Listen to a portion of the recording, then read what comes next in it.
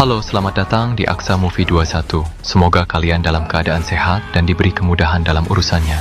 Kali ini saya akan menceritakan alur cerita film berjudul Song of Assassin yang rilis pada tahun 2014 lalu. Film ini menceritakan tentang seorang bocah yang diasuh oleh kelompok pendekar pembunuh bayaran yang sangat terkenal. Baiklah, tanpa menunggu lama lagi berikut rangkumannya. Cerita diawali dengan menunjukkan pasukan misterius yang melakukan pembantaian terhadap semua anggota klan yang memiliki peta rahasia yang terbuat dari tembaga. Peta tembaga itu diketahui berisi jalan rahasia menuju sebuah harta karun yang sudah lama dicari oleh banyak orang. Setelah pembantaian terjadi, salah satu anak laki-laki ditemukan masih selamat oleh seorang master bernama Guicho, yang kemudian membawanya ke lembah hantu, tempat tinggal para pasukan pembunuh terhebat atau assassin. Anak laki-laki itu adalah Jun Yuan, yang kemudian diasuh dan dilatih oleh seorang master assassin untuk dijadikan penerus kelompok pembunuh generasi ke-12. Beberapa tahun kemudian, saat Jun Yuan sudah mulai dewasa, sebuah pasukan asing tiba-tiba menyerang kelompok assassin di lembah hantu.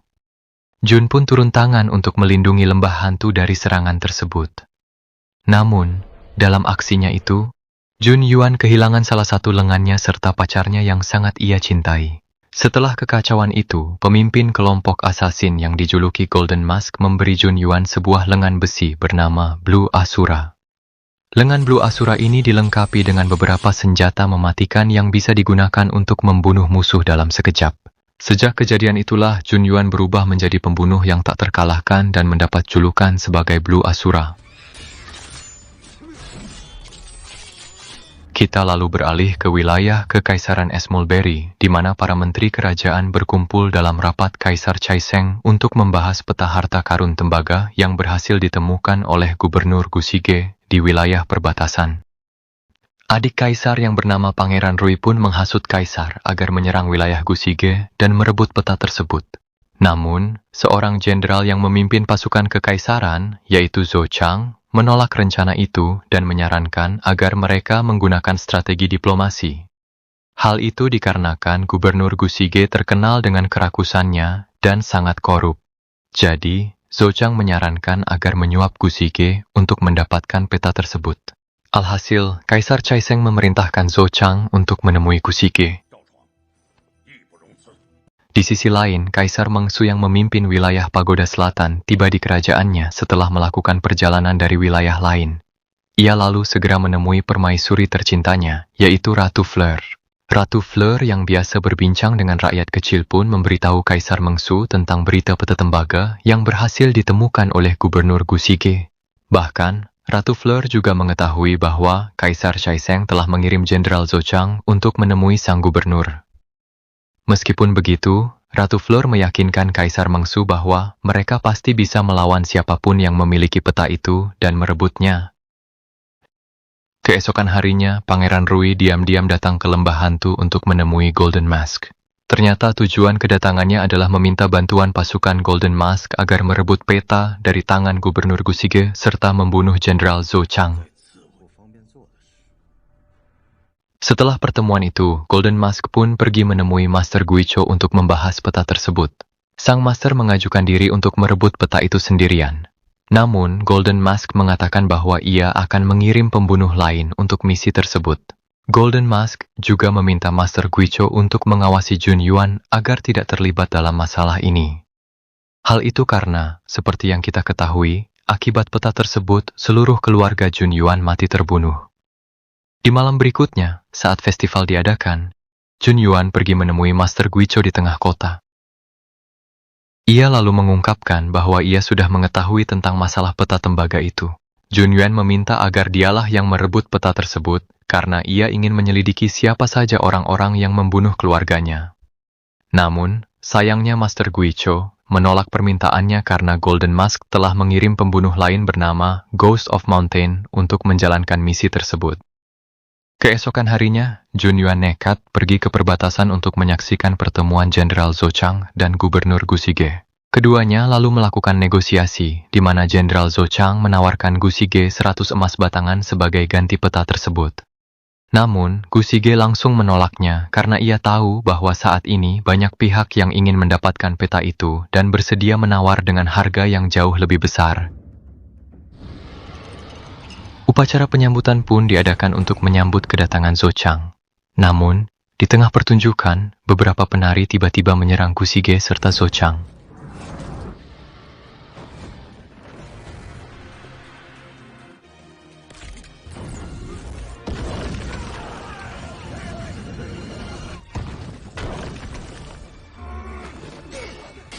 Ternyata para penari itu merupakan kelompok assassin Ghost of Mountain yang sedang menyamar untuk merebut peta. Pertempuran antara assassin dan pasukan Gu Sige berlangsung sangat sengit, sehingga menciptakan kekacauan besar di istana Gu Sige.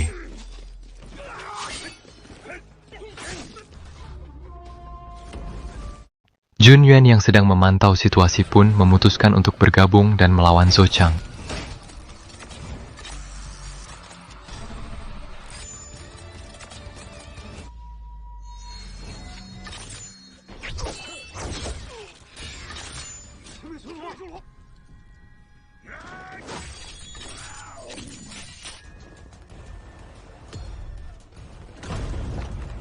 Namun, saat Jun Yuan hampir mengalahkan Zhou Chang, ia tiba-tiba diserang oleh sekelompok orang yang dijuluki Empat Kesatria Wilayah Barat.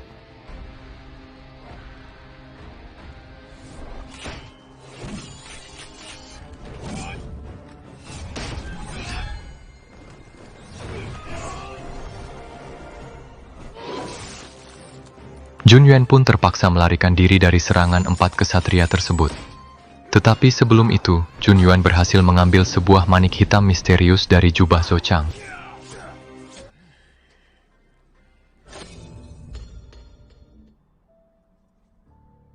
Setelah peperangan itu, Gu Sige merasa lega karena petanya masih berada dalam keadaan utuh.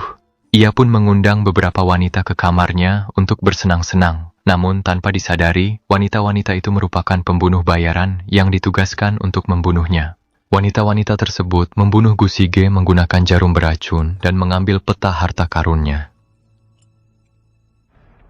Tak lama kemudian, Jun Yuan muncul di kamar Gu Sige dan menyuruh wanita itu menunjukkan identitas aslinya. Mendengar hal tersebut, wanita itu pun melepaskan topengnya dan memperlihatkan identitas aslinya yang bernama Qin Sheng. Jun Yuan lalu meminta Qin Sheng agar menyerahkan petanya, mengingat mereka berdua sama-sama berasal dari lembah hantu. Namun, setelah Jun Yuan menerima peta tersebut, mereka tiba-tiba mendengar suara kegaduhan dari luar yang ternyata ulah Wijaj yang berhasil membunuh semua penjaga istana. Wijaj ini juga berasal dari lembah hantu. Ia lalu memperingatkan Jun Yuan agar menyerahkan peta itu dan kembali ke lembah hantu bersamanya. Namun, Jun Yuan menolak menyerahkan petanya dan memilih untuk melarikan diri bersama Qin Sheng.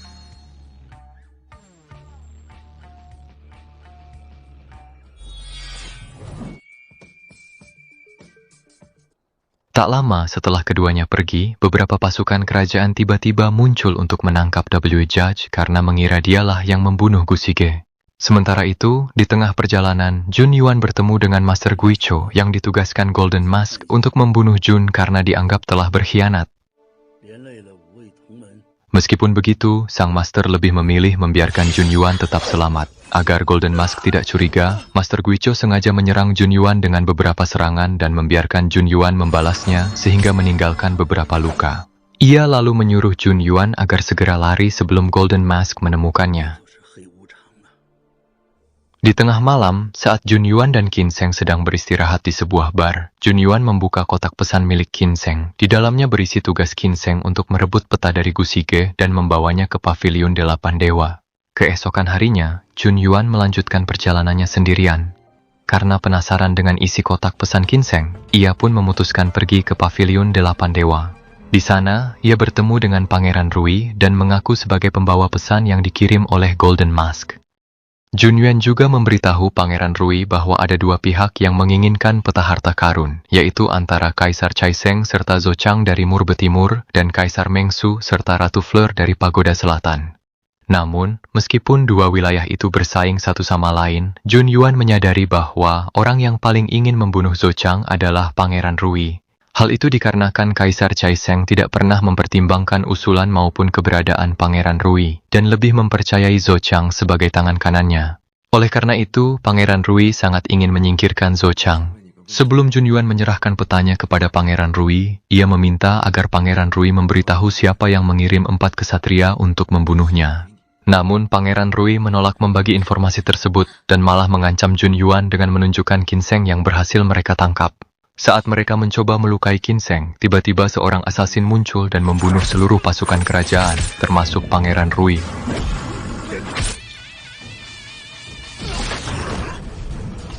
Ternyata orang itu adalah Black Judge. Black Judge lalu memberi Junyuan pilihan untuk ikut bersamanya kembali ke lembah hantu atau bertarung sampai salah satu dari mereka mati. Namun, di tengah percakapan itu, Ratu Fleur muncul bersama ribuan pasukannya untuk mengepung Junyuan dan merebut petanya.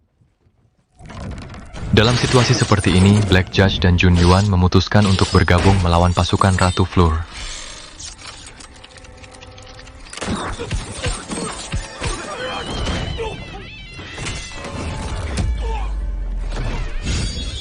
Saat para musuh mulai mendekat, Black Judge langsung membantu Junyuan menghadapi serangan mereka.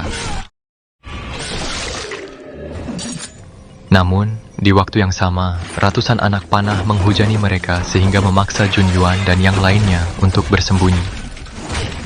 Karena situasi semakin rusuh, Junyuan meminta Black Judge agar membebaskannya, lalu menyuruh Black Judge pergi dari tempat itu terlebih dahulu.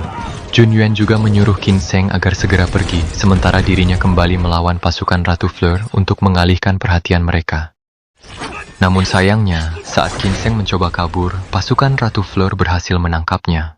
Alhasil, Junyuan pun terpaksa menyerahkan dirinya kepada mereka.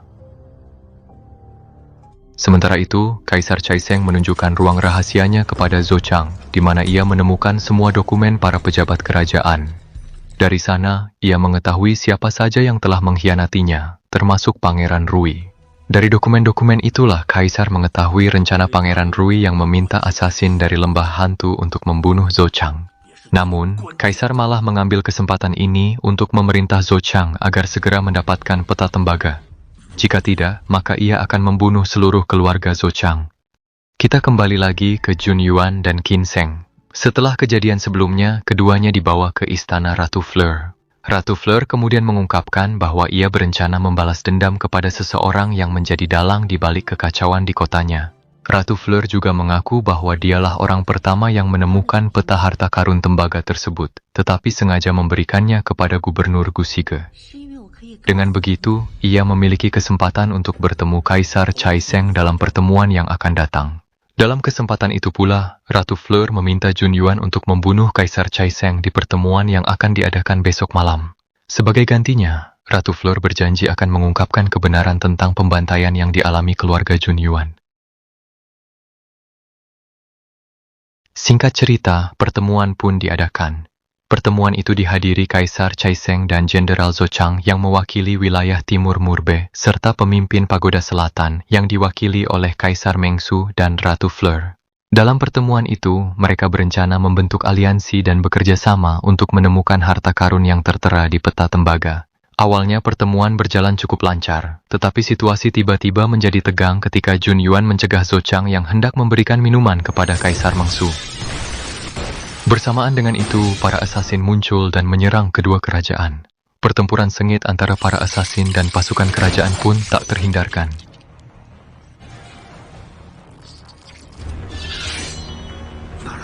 Junyuan dan Ginseng memanfaatkan kekacauan tersebut untuk mengambil kembali peta dari tangan Kaisar Caiseng. Di tengah kekacauan itu, salah satu asasin mencoba membunuh Kaisar Mengsu, tetapi langsung dihentikan oleh Junyuan.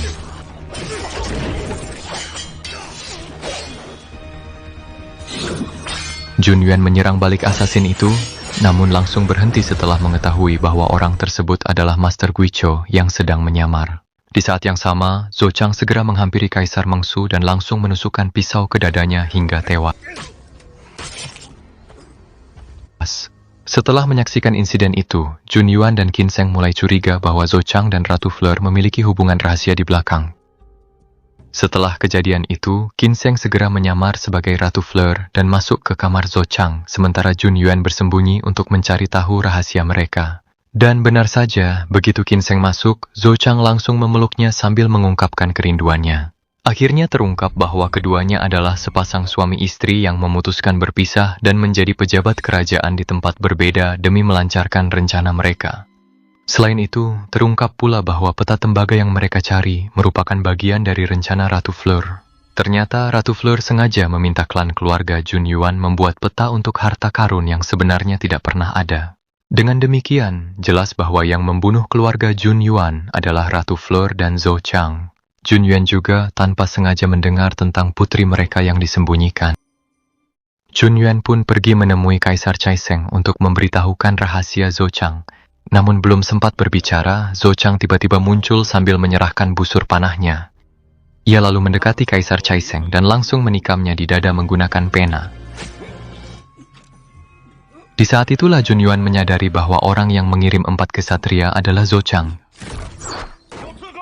Jun Yuan lalu teringat pesan Master Guicho agar menemuinya di sebuah teater untuk mendiskusikan sesuatu yang penting dan langsung menuju ke sana. Oh, di sisi lain, saat Master Guicho tiba di teater, ia langsung dihadapkan dengan 4 kesatria yang berniat membunuhnya hingga mengalami luka serius.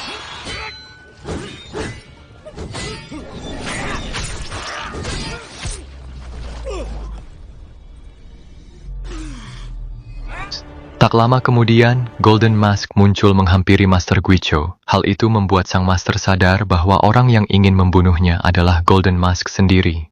Sebelum Golden Mask membunuhnya, Master Guicho berhasil mengambil manik-manik milik Golden Mask secara diam-diam. Tak lama kemudian, Jun Yuan tiba dan melihat masternya sudah terbaring di tanah. Sebelum meninggal, Master Guicho memberikan manik hitam yang diambil dari kalung Golden Mask kepada Jun Yuan dan memintanya untuk menelitinya. Setelah kejadian itu, Jun Yuan teringat saat pertama kali bergabung di lembah hantu. Golden Mask pernah mengatakan bahwa dalam bertarung, ia tidak pernah menggunakan senjata, melainkan strategi, karena dengan strategi ia bisa mengubah tatanan negara. Di sisi lain, Ratu Fleur kini resmi diangkat sebagai pemimpin utama di Kerajaan Pagoda Selatan dan Murbe Timur setelah kematian Kaisar Mengsu dan Kaisar Caiseng. Begitu pula Zhou Chang yang akan mewarisi takhta raja setelah berhasil menyatukan dan mengendalikan 2 kerajaan. Namun, di hari pelantikan, kekacauan tiba-tiba terjadi di luar istana. Kekacauan itu berasal dari Jun Yuan yang memimpin seluruh pasukan asasin untuk menyerang kerajaan dan membunuh Zhou Chang.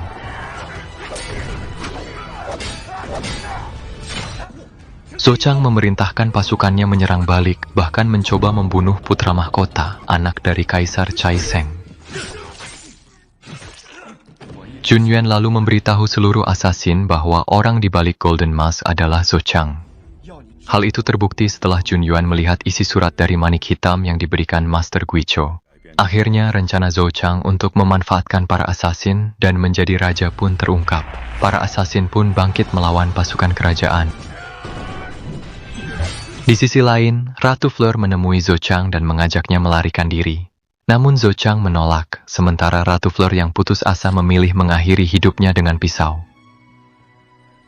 Tak lama kemudian, Jun Yuan mendatangi Zhou Chang yang sedang menangisi istrinya. Jun mengungkapkan bahwa ia sudah tahu identitas Zhou Chang dan Ratu Fleur, serta rencana mereka mengadu domba 2 kerajaan menggunakan peta palsu. Jun Yuan lalu menyerang Zhou Chang dan pertarungan sengit pun dimulai.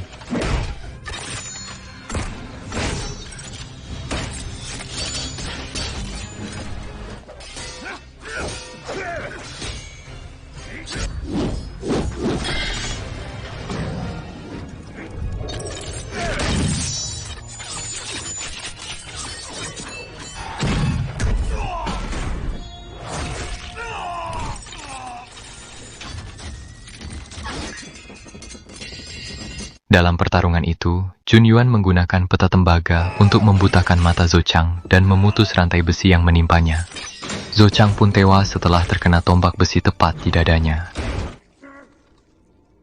Setelah pertempuran itu, para asasin berhasil mengalahkan pasukan kerajaan. Keesokan harinya, Jun Yuan membawa Ginseng ke sebuah kuil besar di lembah hantu.